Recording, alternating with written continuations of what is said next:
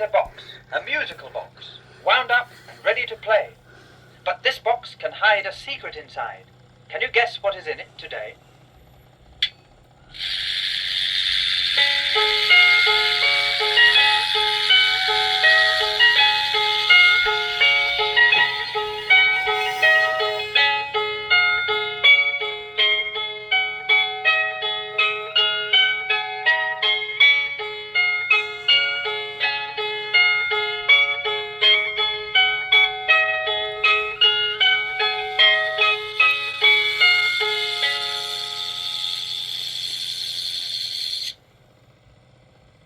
It's Windy Miller. Hello, Windy. Are you busy? Plenty of corn to grind? Plenty of wind in your sails? Ah, yes, they're going nicely, aren't they?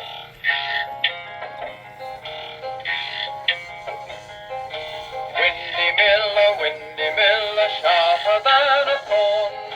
Like a mouse he's spry and nimble when he grinds the corn.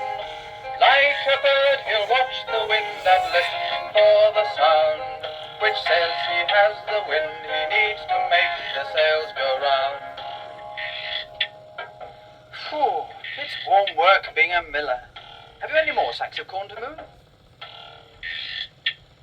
Ah, you're a lucky man, Windy. You like your work. You're never so happy as when you hear the sound that says you have the wind you need to make the sails go round. This is what Windy likes doing most of all, listening to the sails turning. Windy has lived in Collie's Mill all his life, and he loves the sound of the wind in the sails. Long ago, when Windy was young, all the farmers brought him their corn to grind, but now they send it to the town, to the monster mechanical millers. Windy doesn't care. There will always be some farmers to bring him some corn, like Farmer Bell here.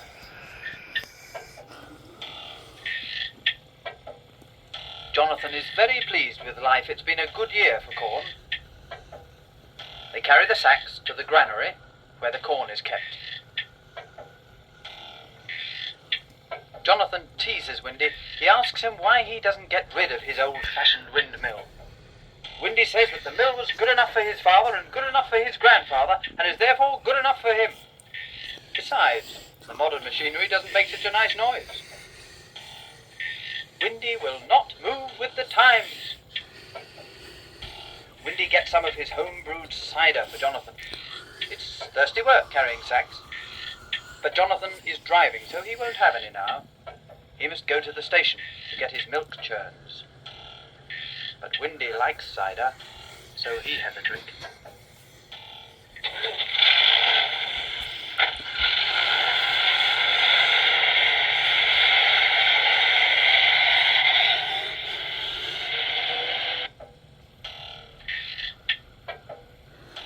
Windy looks at his mill proudly.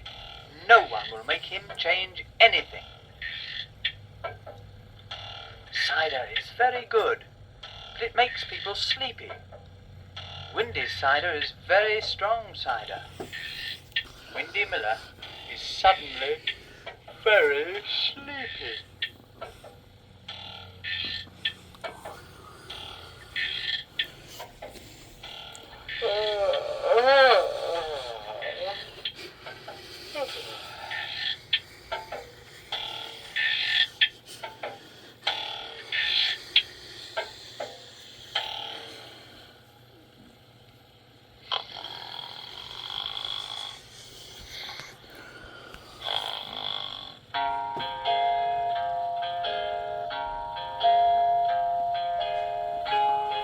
Meanwhile, in Camberwick Green, nobody is asleep.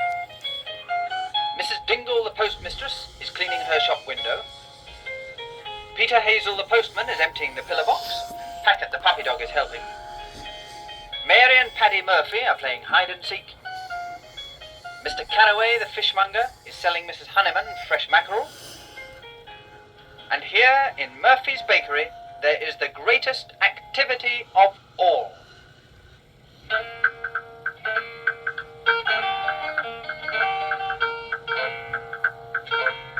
Mr. Murphy is a master baker, pudding, pie and pastry make us biscuits, buns and birthday cakes.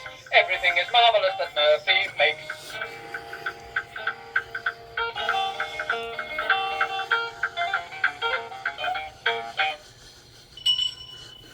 This is Captain Snort of Pippin Fort. He's come to give his order for the week. 4 dozen loaves of bread, that's 48. 2 dozen currant buns, that's 24. A dozen apple tarts, that's 12. And one of these for me. Very good, sir. I'll see that your order is delivered today.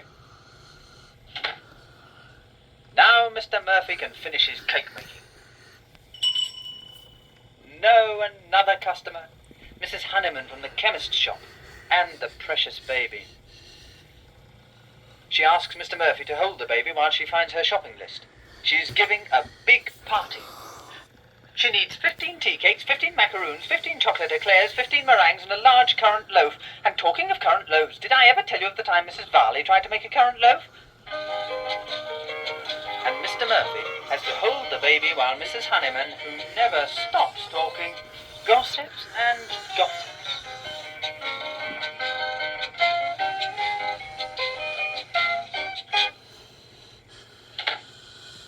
Poor Mr. Murphy. But she's gone now. Well, that's 2 big orders. He'll have to move quickly. Now let me see. Eggs? Yes. Sugar? Yes. Flour? Oh. Empty. I've run out of flour. Here's a pretty kettle of fish. There's only one thing to do. Go to Windy Miller. Rather a long way, but Mr. Murphy takes the children with him to keep him company. Mrs. Murphy is left to look after the shop, and the van is off to Colley's Mill.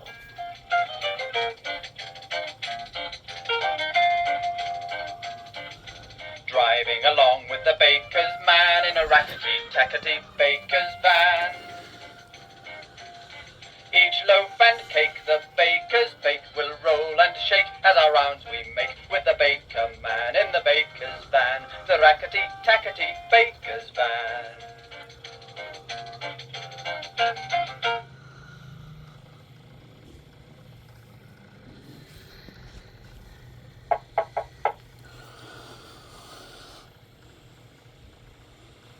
That's odd. Windy's usually about at this time. But Paddy tells his father that Windy has been found. Come along, this way. Naughty Mary. But Windy is still sound asleep. Windy, you're asleep. Wake up, please. I've run out of flour, Windy. I must have some immediately. Don't worry, Mickey, says Windy. I will grind you some straight away. Come with me. Oh, dear. I'm afraid the wind has dropped. Poor Mr. Murphy, he'll never get his baking done now. But Windy doesn't despair. When he was a boy, people had many odd ideas. He is still a great believer in whistling for the wind. Come along, children, he says. If you want the wind, you must whistle for the wind. Like this. Now you try. And again.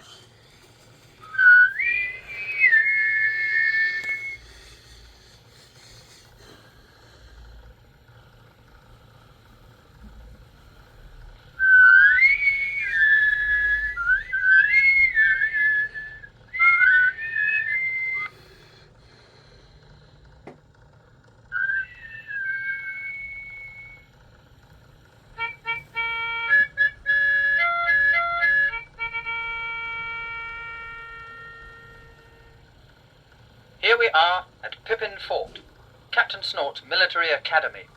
It is time for an exercise.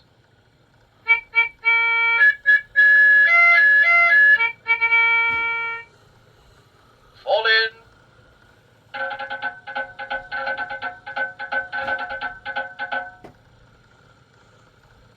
Sergeant Major Grout takes a deep breath and orders, "Attention!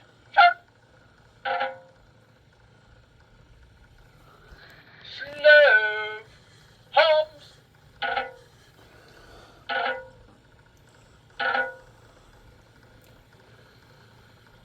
Order! Arms!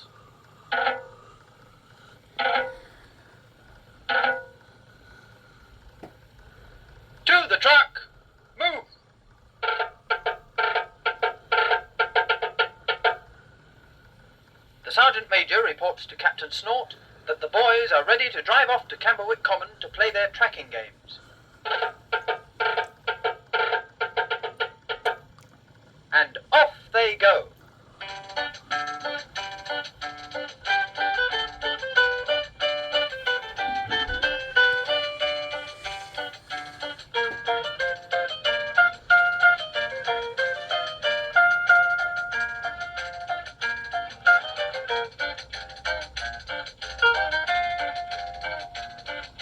Driving along in an army truck, in a humpity-bumpity army truck. The people wave to the soldiers brave who sing and shout as they lurch about. For we are in luck, we will never be stuck in a humpity-bumpity army truck.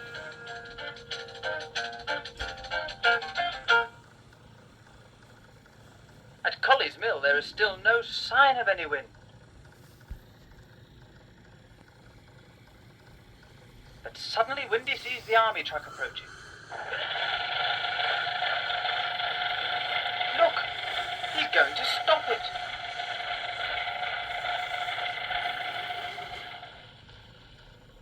Whatever is Windy up to now? Anyway, Captain Snort agrees to it. Ah, so that's it. If one whistle won't work, if 3 whistles won't work, if 4 whistles won't work, then so many people whistling is sure to work. Well, so Windy seems to think. We'll see. Sergeant Major Grout gives the order. Company! Whistle!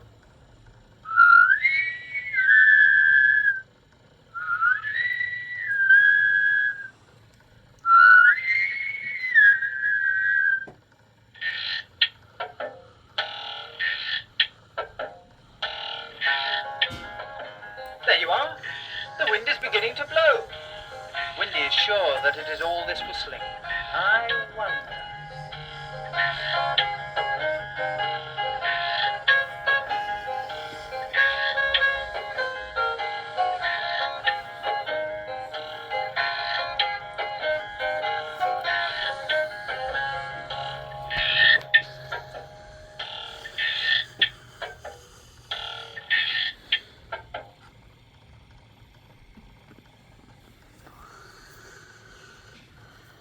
Hello, Windy.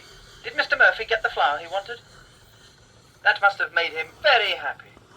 And you are happy too, because you hear the sound that says you have the wind you need to make the sails go round. Goodbye, Windy.